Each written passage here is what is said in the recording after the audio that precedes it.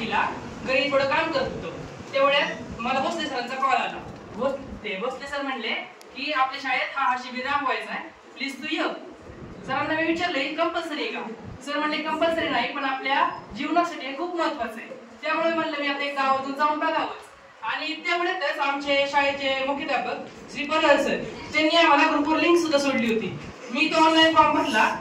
पैसे नव्हते सोडले कारण माझा ऑनलाईन चालू नाही, म्हणून मी तो पैसे दिले आणि सरांना बोलले सर आता काय करायचंय. सर म्हटले की फॉर्म मध्ये जाऊन बसा. तिथं आम्हाला खंडाळे सर भेटले. खंडाळे सर आम्हाला फॉर्म मध्ये भरून घेत होते. त्यांच्यावर आम्ही थोडं बोललो. सर म्हटले असं असं आहे. त्यांनी आम्हाला खूप समजून सांगितलं. त्यावेळेस आम्ही तिथं बसलो आणि त्यावेळेस सरांनी आम्हाला सगळं इतकं डिटेल मध्ये सांगितलं.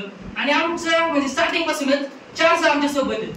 पहिले खंडाळे सर, दुसरे कडू सर, तिसरे आपले दळवी सर आणि चौथे संजय चौधरी सर.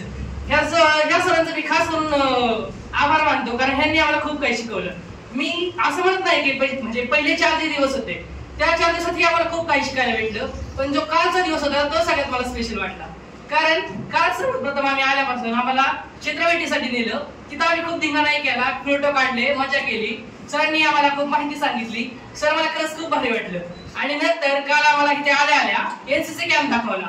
तो कॅम्प मध्ये संजय सरांनी इतकी माहिती सांगितली की ती आम्हासाठी खूप महत्वाची ठरली. आणि नंतर काळे सर आले आणि आम्हाला त्यांनी सांगितलं की पुढे जाऊन कसं बोलतात. त्यामुळेच खरं तर मला तिथे संधी भेटली आणि मला असं वाटलं की आपण बोलू शकतो. खरंच मी संजय सरांचं खूप आभार मानतो. आणि आज हा शिबिर राबवला, मला माहिती बोलायची संधी दिली. खरंच तुमचे मी खूप आभार मानतो. धन्यवाद.